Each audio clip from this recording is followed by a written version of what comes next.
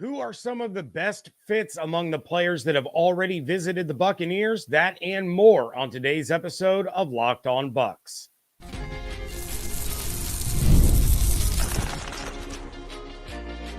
You are Locked On Buccaneers, your daily Tampa Bay Buccaneers podcast. Part of the Locked On Podcast Network, your team every day. What's up, and welcome into this Friday episode of Locked On Bucs, your daily podcast covering the Tampa Bay Buccaneers, part of the Locked On Podcast Network, your team every day. I want to thank you for making Locked On Bucs your first listener view every single day.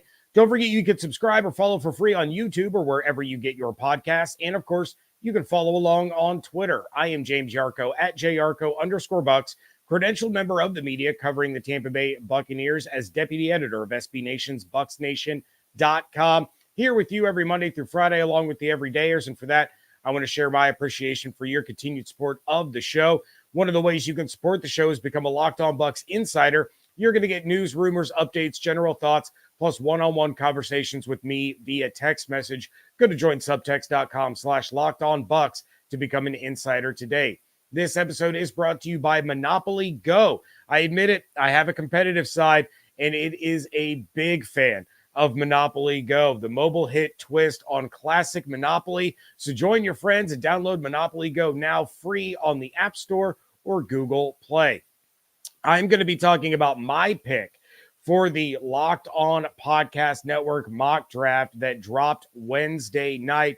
But I wanted to dive into something that we haven't talked about yet leading into the draft process, and that is the Buccaneers' top 30 visits that they've conducted. So for those that don't know, top 30 visits are when teams are allowed to bring draft prospects into their facility. You can conduct interviews, get to know them better, show them around, just really get some one-on-one time with some of these prospects. Now, if a player lives or attends school within 50 miles of the facility, it doesn't count against the top 30 visits. So that allows teams to have more than 30 players come into their facility. So who all have the Bucs had in One Buck Place ahead of the NFL draft? I'm going to run through these really quick.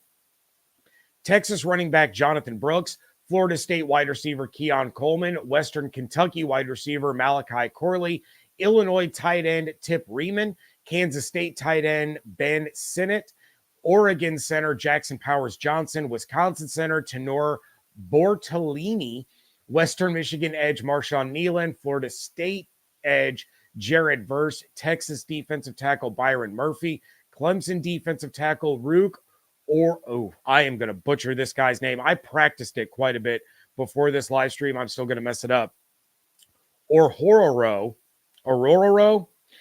Anyway, Texas A&M linebacker Edgerrin Cooper, Kentucky linebacker Trevin Wallace, Clemson linebacker Jeremiah Trotter Jr., Alabama cornerback Kool-Aid McKinstry, Michigan cornerback Mike Sanristil, Air Force safety Trey Taylor, and Georgia safety Tyke Smith. So a couple of takeaways here from the list of players that we know have visited the Buccaneers. First, do not assume that the Buccaneers are for sure taking one of those players with their first pick. If these guys are first round projected prospects, do not assume that just because they were in the building, they are going to be taken at 26. Kalijah Kancey, the Bucs' first round pick last year, did not come in for one of the Buccaneers' top 30 visits last year. So this is not tipping the Bucs' hand in any way, shape, or form. But that said, one of the things that jumped out to me right away is that both of their top 30 visits with offensive linemen were centers. Now, is that indicative of their feelings towards Robert Hainsey moving into next season? I don't think so, but it is interesting that we have heard Jackson Powers Johnson connected with the Buccaneers a lot during the pre-draft process, and then they also took time to bring in Bortolini, who was projected to be a day 3 pick. And you have two very opposite ends of the spectrum there. But the only offensive linemen they've had in have been centers. No guards, no tackles. The other thing that jumped out to me was the number of players at each position that were brought in. 1 running back, 2 wide receivers, 2 tight ends, 2 centers, 2 edge rushers, 2 defensive tackles, 3 linebackers, 2 safeties, 2 corners. So outside of linebacker, no more than 2 players at any given position.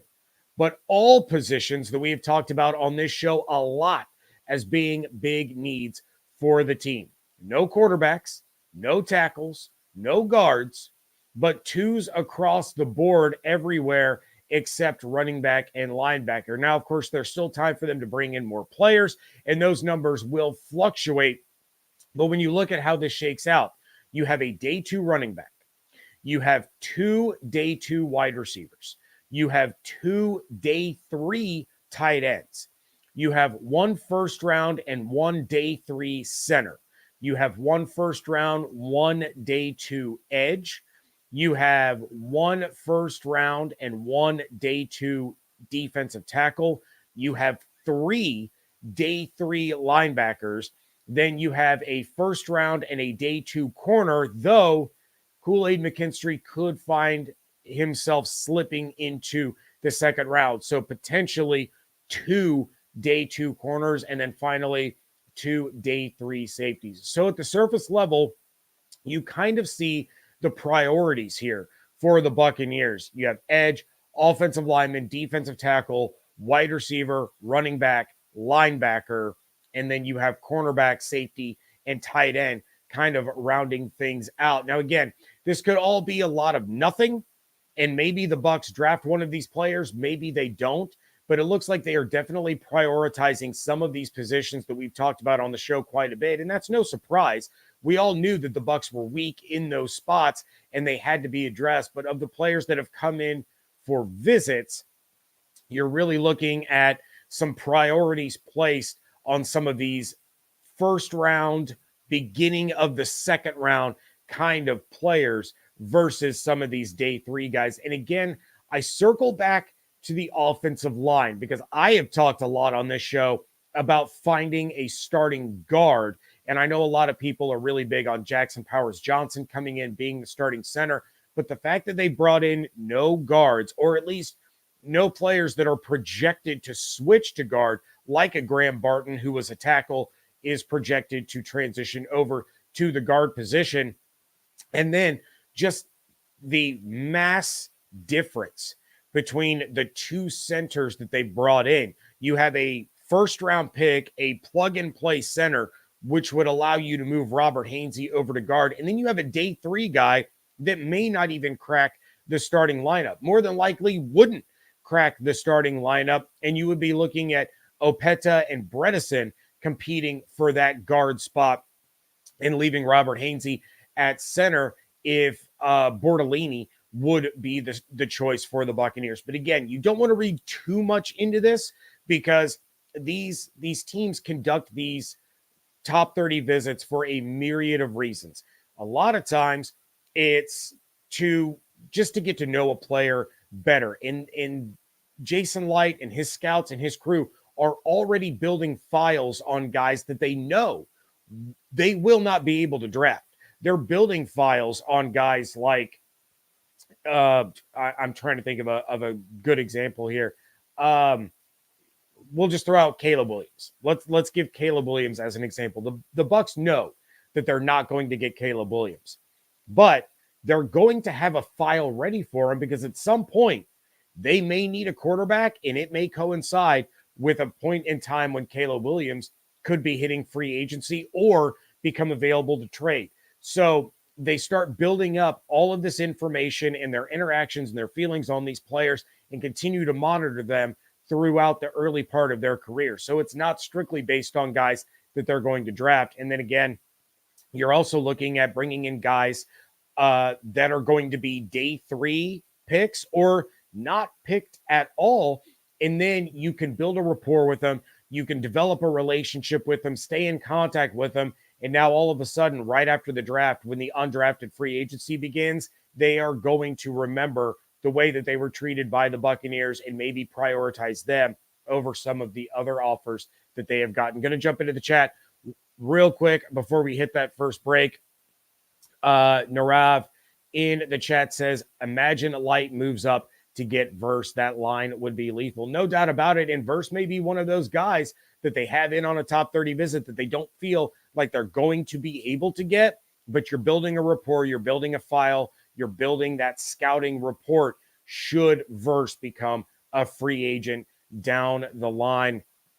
We have Ward Burns says, looks like they want trenches in rounds 1 and 2, offensive skill players rounds 3 through 5, and special teams and linebackers late. Possibly. We are going to talk more about that coming up here in just a minute, because of those players that have come in for visits, which ones are the best fits? That is coming up next on today's episode of Locked On Bucs, part of the Locked On Podcast Network, your team every day. Let's get straight to the point. You want to grow your portfolio to deal with the rising costs of inflation, to pay off your debt or your mortgage, pretty much anything standing in the way of you and financial freedom, right? With Yahoo Finance, you can get access to the news, data, and tools that you need in order to help reach that financial freedom. For more than 25 years, Yahoo Finance has been the brand behind every great investor.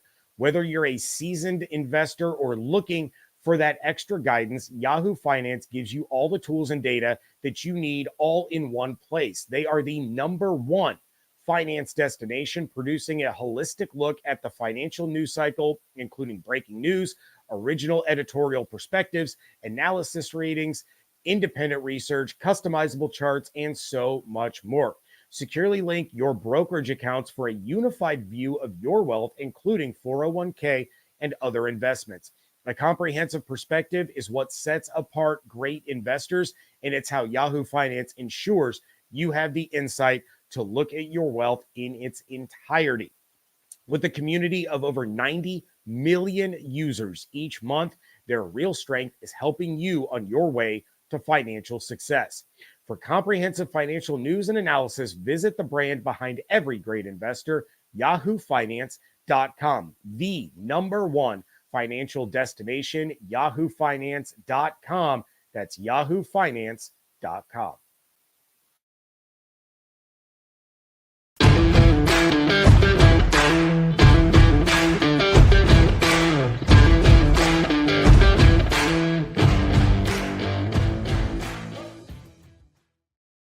Thank you again for making Locked On Bucs your first listener view every single day. Everydayers, make sure you are coming back Monday, one final mock draft Monday before we hit the real thing.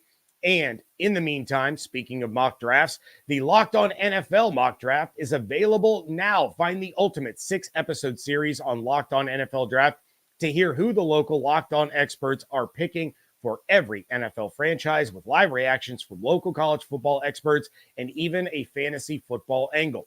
The Locked On NFL mock draft available now on Locked On NFL Draft on YouTube or wherever you get your podcasts. There are some really interesting players among the Bucs' top 30 visits that we have not talked about a lot on this show. So to me, going over this list, which players are the best fit? And you all are well aware, especially those of you in the chat, and shout out to all of you in the chat. You guys are awesome. I see, we've already talked to Ward. We got Scotty J. We got Al Bundy in there. You guys are crushing it. But you all are well aware of how much I would like to see the Bucs draft Audric Estime, the running back out of Notre Dame.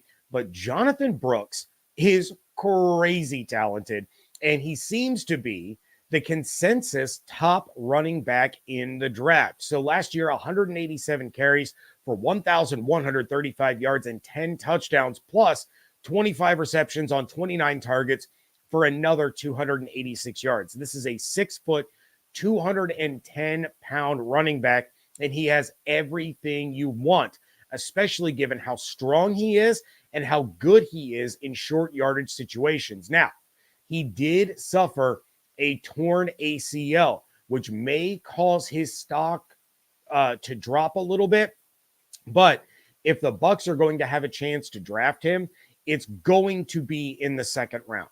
He checks off all the boxes. He can run with speed. He can run with power. He can catch out of the backfield. He can post up in pass protection, and he can convert short yardage. Now, I don't know if the Bucs are going to prioritize running backs so much that they take one in the second round, but if they do, Brooks, I think, should be the only running back that they consider taking that high in the draft. We've talked about plenty of running backs in this draft. You have Ray Davis, who's going to be available in the third round. You have Allen out of Wisconsin, who's going to be available in probably the third round. Audric Estime may slip all the way to pick 125 in the fourth round. These are still big impact running backs that can come in, make a difference for the Buccaneers, and you don't have to spend that super high capital in the second round. But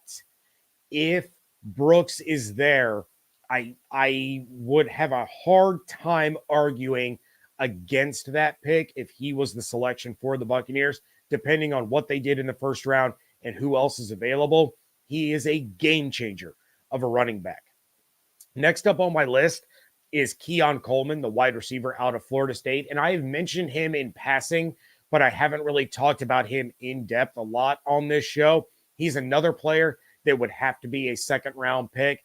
And like Brooks, they may have to move up if they're going to get him. But what an addition it would be if the Bucs were able to land Keon Coleman. 6'4", 215. He is the perfect complement for Mike Evans on the outside. He can take the top off the defense. He is a contested catch machine. Only 658 yards last season, but 11 touchdowns. Then you go back to 2022. He was right on the cusp of 800 receiving yards, had 7 touchdowns. He could easily slide in as your locked and loaded wide receiver 3. Played most of his snaps on the outside last year, but he jumped from 23 to 119 snaps out of the slot from 2022 to 2023. That gives the Bucs more versatility to move Coleman, Mike Evans, and Chris Godwin all over the place on the field and really create some serious mismatches. Again, I don't know if I love the idea of the Bucs moving up to ensure that they land Coleman. I think he'd be a great addition, but I don't know if he would be that much better than guys that are also in the same range. You still have Ricky Pearsall, Jalen Polk, Xavier Legette, like those guys. Does Keon Coleman really bring you that much more than those other guys that you can get without having to move up, or even potentially some third round targets that they can get at 89 or 92 there at the tail end of day 2? And then finally, edge rusher Marshawn Kneeland. Again, another guy that I mentioned kind of in passing when talking about potential day 2 targets if the Bucs don't go edge in the first round, but I haven't really done a dive into him as a prospect. So Kneeland had 6 sacks last season and was honestly the model of consistency for the Broncos. His pass rush win rate was 17.3% last year, which is pretty impressive. And for comparison, Dallas Turner out of Alabama, who's expected to be the first edge rusher off the board, had a 19.6% pass rush win rate. So only 2.3% more successful on average than Marshawn Kneeland. Then you look at Dallas Turner's run stop rate. It was 4.2%. Kneeland's, 11%. That's a pretty huge difference. And if there's one thing we know about Todd Bowles, it's that he wants his defenders to be stout against the run. Kneeland is 6'3", 275. He ran a 4.75 40, but more importantly than that, a 1.66 10-yard split. That initial get off is explosive, and that's a whole lot of size and strength coming at an offensive lineman in a hurry. And I know you're sitting there saying, well, why is a guy like that a day 2 pick instead of a day 1 pick? And it's because he still has shortcomings. He still has things, as a part of his game that needs more work. He relies on his speed and strength to win at the line, and he doesn't have a whole lot in terms of pass rush moves in his arsenal, those are a necessity at the NFL level. He's not going to win his reps based on just size and speed alone. So he could also be overly aggressive, which Bucs fans are familiar with, and that can lead to breakdowns and big plays for the opposing offense. But those are fixable issues. And I think if I'm the Bucs and I take a look at these three guys that I honestly think are the best fits for the Bucs based on the guys that they've had in outside of Jared Verse. Jared Verse is obviously he and Jackson Powers Johnson are the cream of the crop in terms of fits for the Bucs. But outside of those two, I think these three guys are the best fits for what the Buccaneers want to do, where they want to improve, and what these players bring. I think Nealand is the best choice in the second round over Brooks or Coleman. But I have to say that I really like the idea of any of these three players potentially joining the Bucs if they end up drafting one of them. Going to jump into the chat real quick, so we got to hit the next break. Ward Burns says, if we take Johnny Wilson, I convert him to a tight end. Maybe. I don't know if I love that idea. I think Wilson's a solid enough receiver that you just kind of leave that one alone and you let him go out there and be the wide receiver 3. Sean Wallace says Jackrabbit at left guard. That was Evan Klosky's pick on WTSP Wednesday when we had Evan's first mock draft on the show. It was, and for the life of me now, I can't remember his name. It's been a long couple of weeks, but yeah, South Dakota State, the rival of Cody Malk there. And that would be a pretty solid, later pick for the Bucs if they focus on some other positions earlier on in the draft. But also, speaking of mock drafts, I explain my pick from the Locked On NFL Network mock draft. That is coming up next on today's episode of Locked On Bucs. We've all been there, either as a player or a fan. It's halftime and the scoreboard is just not looking good. You're feeling low. You're not sure you or your team can pull out a win, and that's when you dig deep. You lift your head up and you say to yourself, it is time to get back in the game, pull off some bank heists, and take as much of my friends' money as I possibly can. That's right. The smash hit mobile game Monopoly Go lets you compete with your friends to get the most riches and the biggest empire. It's the Monopoly you love, but on your phone anytime, with tons of new twists, including leaderboards to compare your progress against your buddies. There's so much to do. You can play on countless dynamic Monopoly boards, make your friends bankrupt by smashing their landmarks with a wrecking ball, and charge other players rent for your iconic properties. You can even work with your friends to crack open community chests and in tournaments to get extra rewards and climb that leaderboard. So get back out there, put on your game face, and download Monopoly Go, now free on the App Store or Google Play.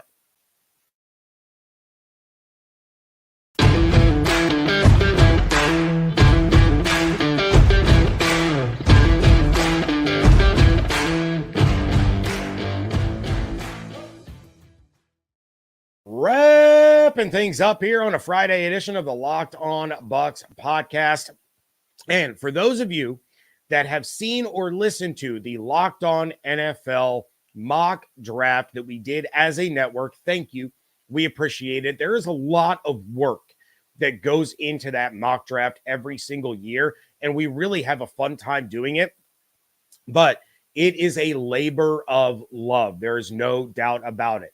For those of you that have not seen or listened to it, please go check it out. But I'm going to drop a spoiler. So if you're planning on listening or watching that mock draft, hit pause on this one, go listen to that or watch it, and then come back for my explanation on my pick. But I wanted to give you guys a little peek behind the curtain as to how all of this unfolded, because I'm going to be transparent with you. I feel I'm generally transparent with all of you. This was one of the most stressful things I have ever endured. So at pick 26, I ended up taking edge rusher Chop Robinson out of Penn State. And I know some of you are already upset with me for that. That's fine. This was a hard draft for me because I had a plan going in and then chaos absolutely ensued. So my plan going into this was to get into the mid to late teens and take either Jared Verse or Laiatu Latu.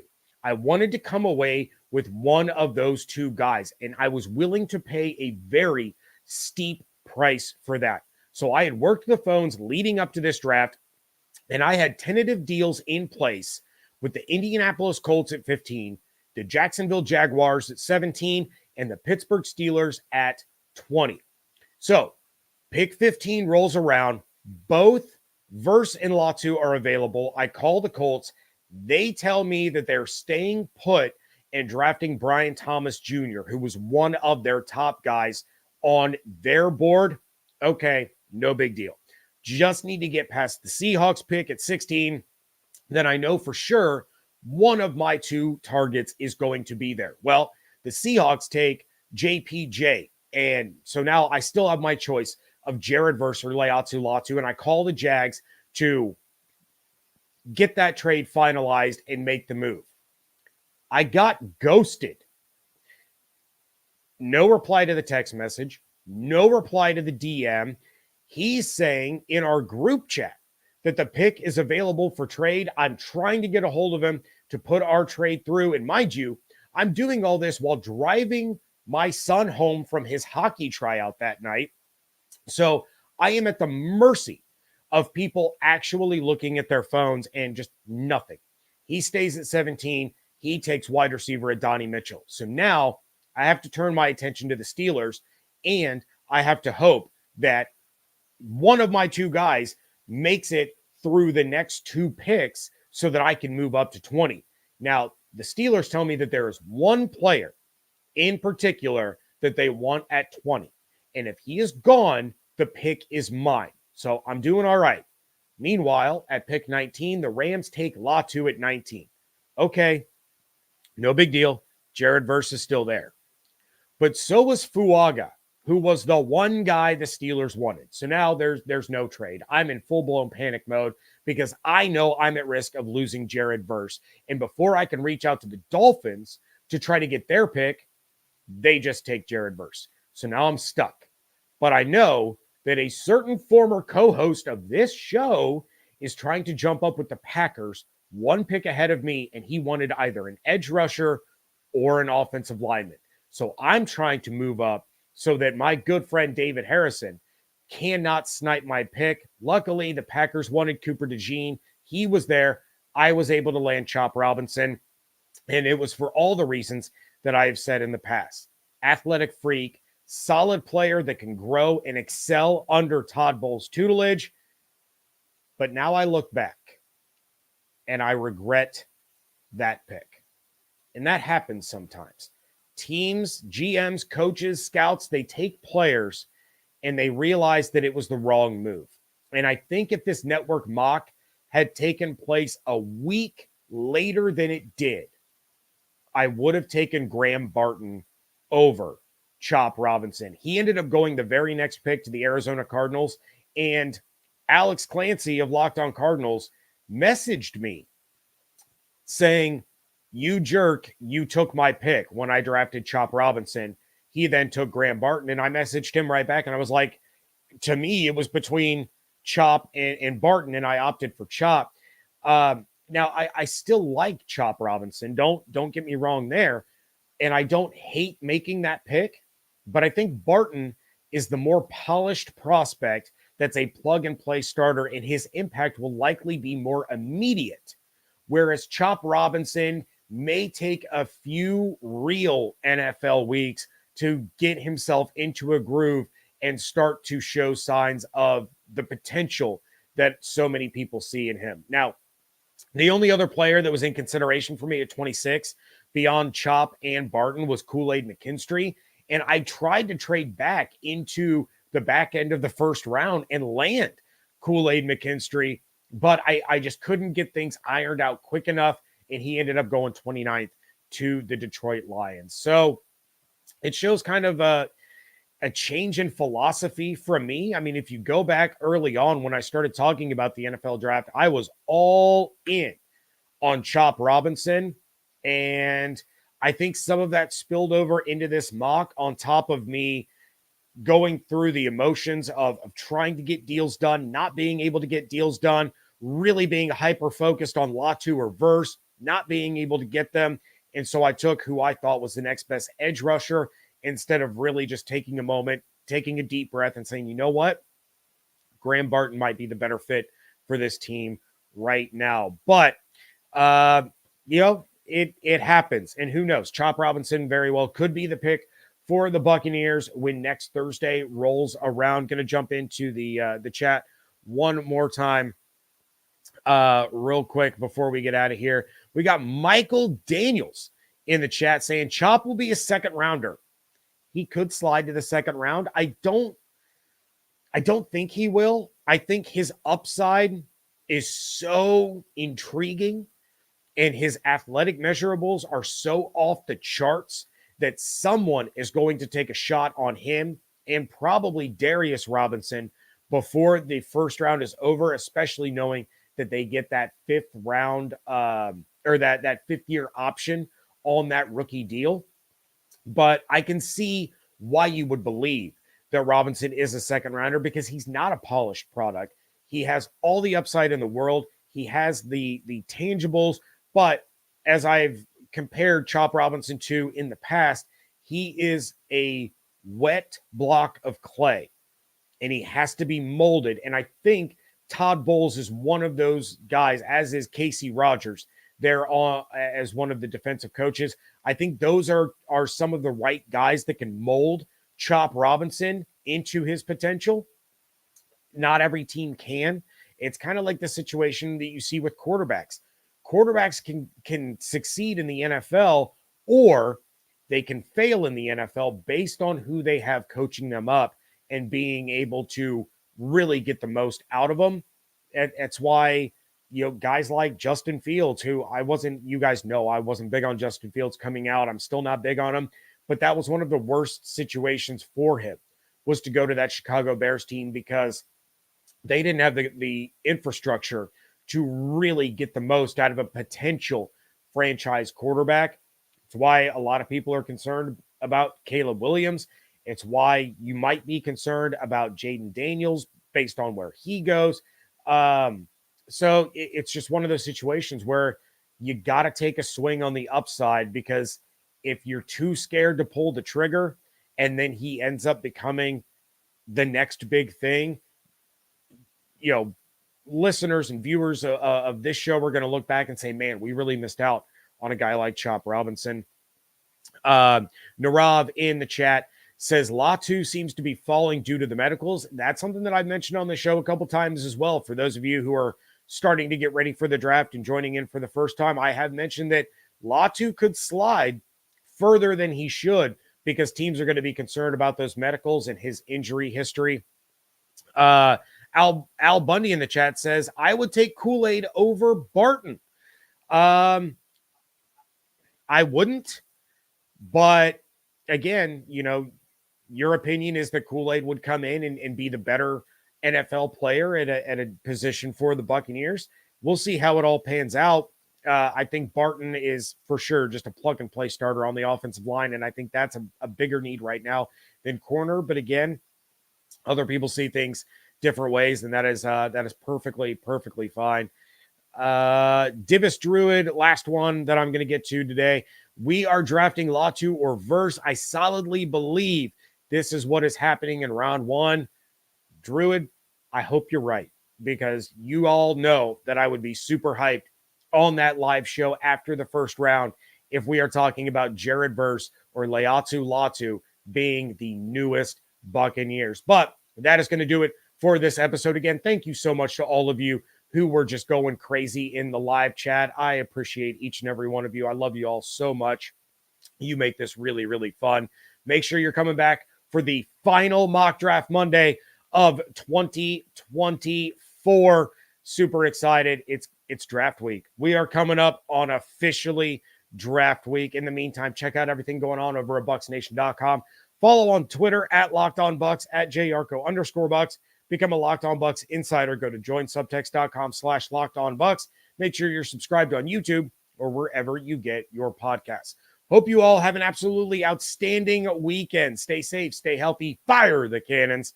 I want to thank you so much for joining me right here on Locked On Bucs, part of the Locked On Podcast Network, your team every day.